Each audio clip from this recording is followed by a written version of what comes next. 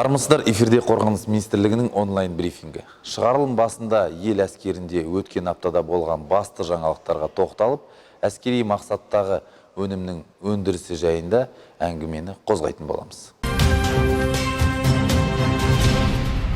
Қазақстан Республикасының қорғаныс министрі халықаралық қауіпсіздік жөніндегі 9-шы Мәскеу конференциясының жұмысына қатысты.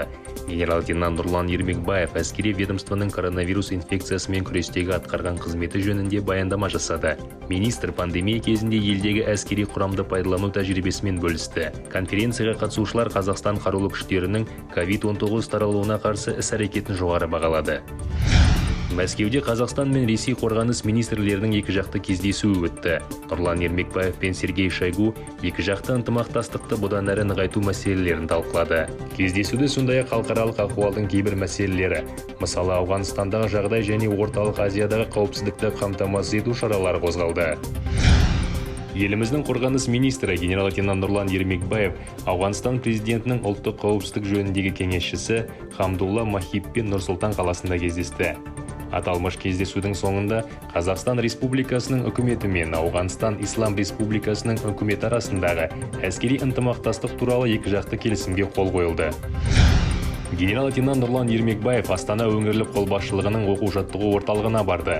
Армия халықаралық ойындарына баратын командалардың, оның ішінде әлем жауынгері және тактика мергені конкурстарына дайындық барысымен танысты.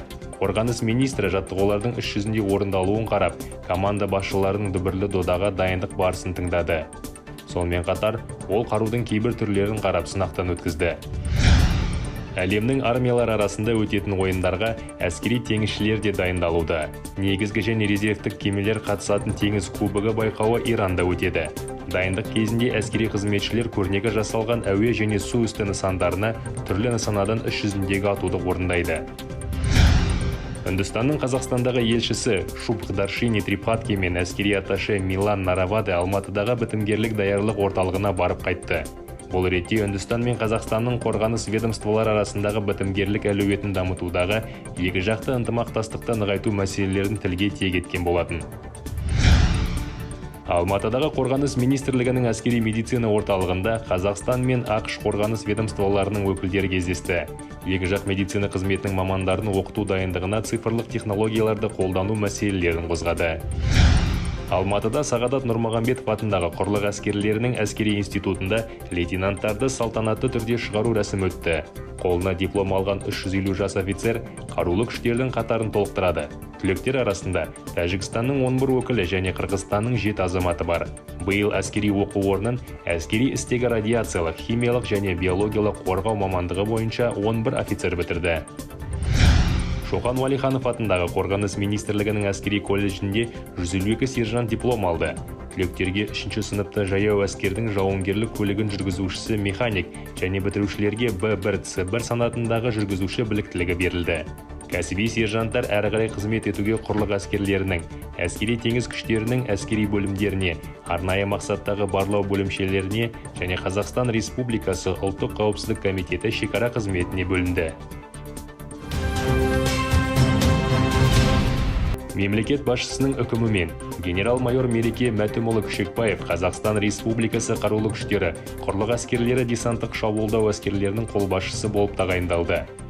Полковник Шайх Хасан Сатарқұлұлы Жазықбаев Астана өңірлік қолбасшылығы әскерлерінің қолбасшысы лауазымына тағайындалды.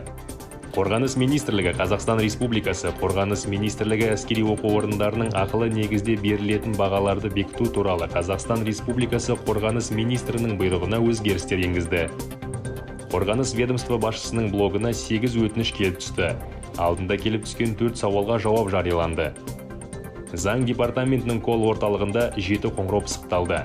Бұл жолы азаматтарды толғандырған тұрғын үй қатынастары, зейнетақымен қамтамасыз ету, келісімшарт бойынша әскери қызметке келу, сондай-ақ запасқа шығару сұрақтары төңірегіндегі мәселелер болды.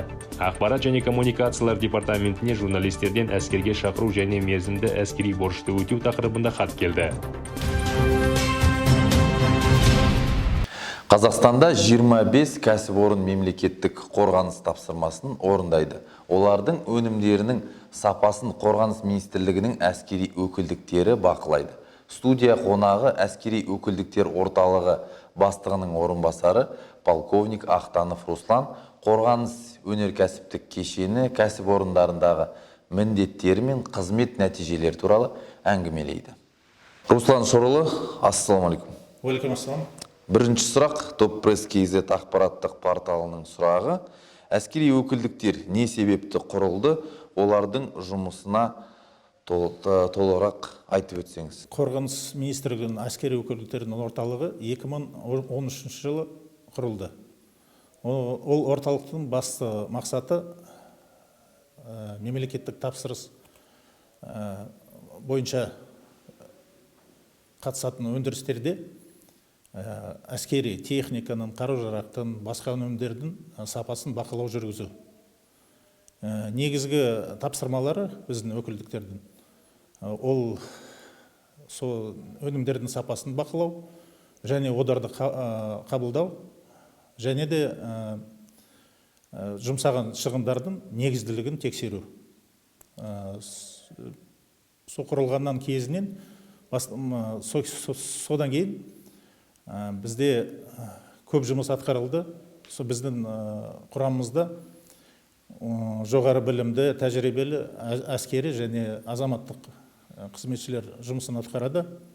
Спутник желілік агенттігінің сұрағы. Әскери мақсаттағы өнімді өндіруде контрафактілік құрамдастарды жеткізуде ақаулар болды ма?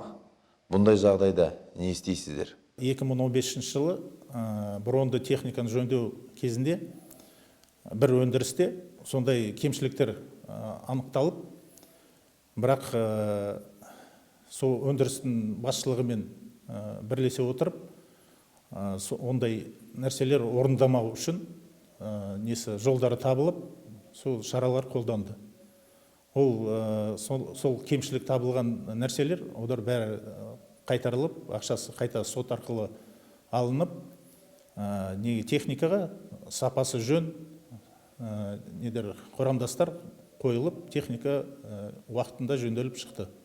Бақылау жұмыстары қай уақыттан басталады? Біздің жұмысымыз, өкілдіктердің жұмысы басталады, келісім шарттар бізге келісімге келгенде, содан бастап біз оны бақылауға аламыз. Әскери өкілдіктер әскери мақсаттағы өнімнің бағасына ықпал ете ме дейді Закон KZ желілік басылымы. Қазақстан Республикасының өнеркәсібі және мемлекеттік тапсырыс туралы заңға сәйкес әскери өкілдіктер шығындардың негізін тексереді, өндірістердің.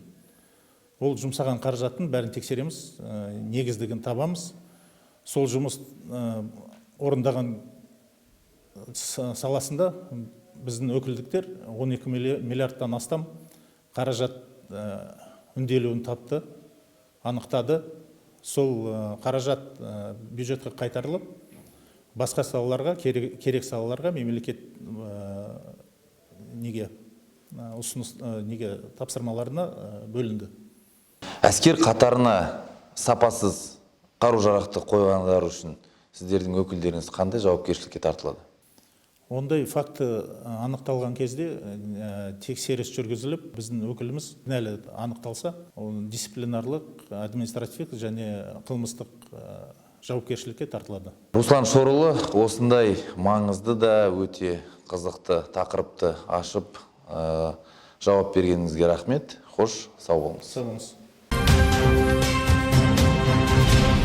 Осымен апталық шығарылым аяқталды. Қорғаныс министрлігінің әлеуметтік желілердегі ресми аккаунттарына жазылыңыздар, жаңалықтарды жіберіп алмаңыздар, сұрақтарыңызды қойып, пікірлеріңізбен бөлісіңіздер. Келесі кездескенше аман сау болыңыздар.